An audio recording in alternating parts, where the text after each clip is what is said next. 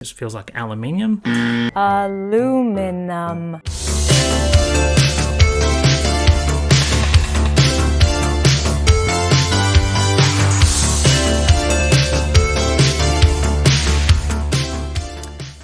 Cheap and cheerful. Today we're going to have a very quick look at all the different upgrades you can get for the WPL D12.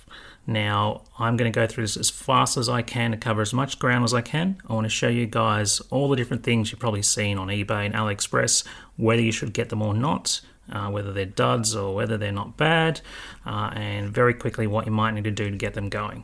So let's start off with the first upgrade most people think about with the WPL, which is the larger motor. I believe this is a 380 can. General consensus on this is nope, no thank you. Most people think it just doesn't have enough torque, others say it's not fast enough. Personally, it was underwhelming, so I wouldn't recommend you go with this. Even if you can upgrade the battery, it doesn't seem to have the guts for it.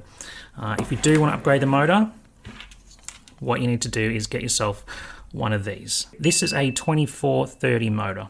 24 is the diameter of the motor, which is important if you want to fit it inside of the stock plastic or this upgraded metal gearbox. And the 30 is just how long it is.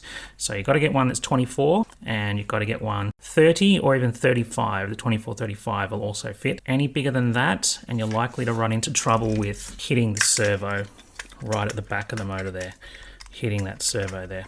Beyond the motor, the next thing most people look at is the gearbox. Now, this is the metal gearbox. It's just the metal version of the plastic.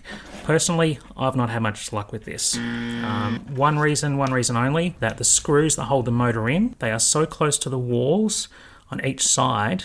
Even on the plastic version, they're so close to the walls, you can never get a screw in to hold in the motor nice and flat. You always bust it up. Even from the factory, when I took apart my plastic one from WPL, the guy had barely got the screw in there because it's engineered so close to the wall. There's just no room for the screw head. So I wouldn't recommend these. I have noticed that they've set out a new kind of gearbox. So that's this one, and immediately this feels like far better quality. So it feels like aluminium. Aluminum. And it is just, it's nice.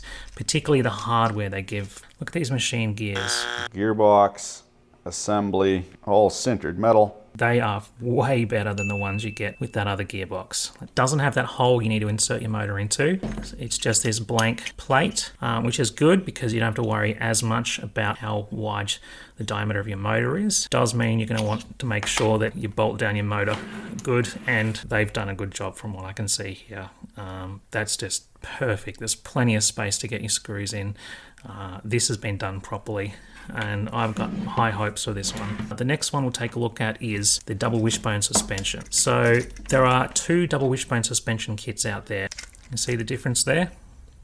Well, I had this one first, and I ended up having to unscrew this to take it off in order to adjust something, and it busted straight off. You can see here that screw is captive, and it just snapped.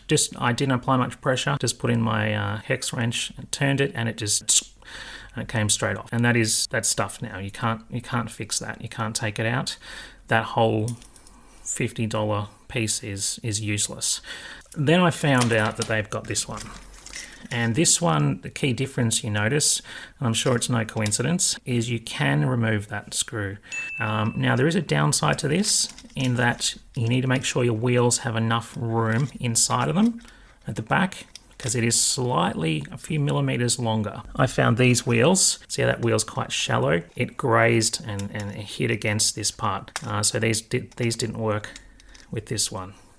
But they did work with this one because it's a lot skinnier on the top there. So that's something to keep in mind if you do get this one.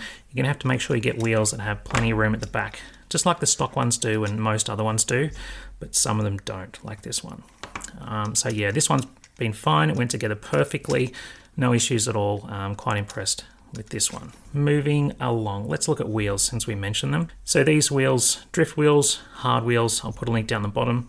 These were great when I had them on. Seriously hard, so it's hard plastic, metal. I was going to keep these until I had that issue with it grazing against the wishbone.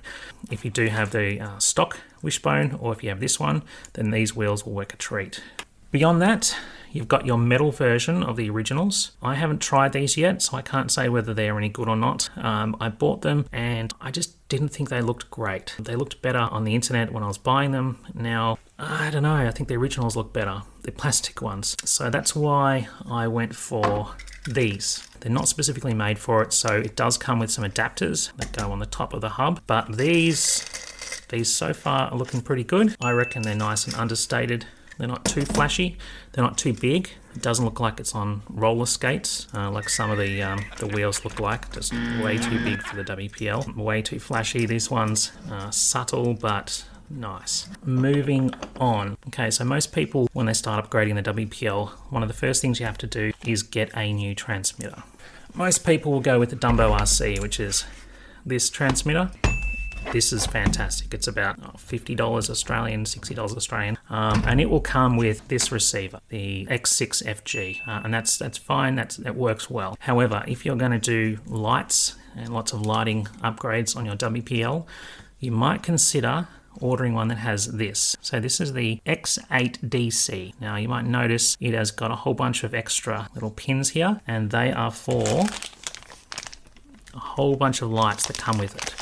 So this ships with all these lights, and you can control your lights built into the receiver. So you don't have to have an extra box on there controlling the lights.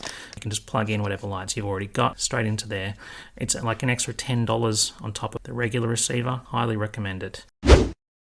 Then you can use one of these kits, this lighting kit. You get these off eBay for about 15-20 bucks, and you can just take that and wire in all your lights. So you see here on the standard one that comes with the DumboRC X6 gyro inside. I believe this one also has a gyro, so it means you don't have to use the extra gyro, onboard gyro that they sell, which is good. It saves you on weight. If you're not aware what that's for, this is gyro for drifting, and so it just helps you keep the wheel on the right angle when you're trying to stabilize and go around a corner on the drift. Moving on, so this is the rubber mud guards. So these go on the back. So this plastic part is stock that attaches to your body. It's not very expensive. It is rubber. I reckon that's going to look kick-ass. Another one of the decorative upgrades you might consider is this Suzuki sticker. There's a few different Suzuki logos and things you can get. I wanted this one just to go on the back of my tray. I'm going to chuck that right on there. Obviously this white peels off and it's just that chrome. That'll go right on there. Along the same lines, this chrome tray. It looks pretty good. However, if I were you, I would order it from the official WPL store. Get it from AliExpress. It's going to come in just a bag and it's going to be all bent. And yeah, if you order it from the official store, it'll be in a box and it'll be pristine. So yeah, get that one from the official store. What other upgrades should you consider? A few little things. The rear drivetrain, the rear axle, that's a great upgrade. Definitely get that over the stock plastic one. They do provide you with, I don't know what you call it, like a gasket now, a paper gasket. And it is a little bit of a pain to do, but it does stop all that lubricant in there leaking out. So yeah, I'd recommend getting that. Obviously, the rear drive shaft, probably one of the first upgrades you should do. If you haven't already done it, get yourself a metal drive shaft, because that's one of the first things that usually breaks on these is the plastic drive shaft. Cheap, nice to have WPL boxes. What do you do with them? Well, you just stick them on the back of the tray and they look nice. I think they're about $3 or $4 at the WPL store. It's just cute. And finally, if you haven't got one of these yet, check out the review I did. These are fantastic. Make sure you do hit the turbo button on the controller though, and it just turns into a mad little car. Anyway, so I hope you've learned something from this. I hope you've figured out which upgrades you want to buy and which ones you want to stay away from. Yeah, I'll catch you guys next time. Take care.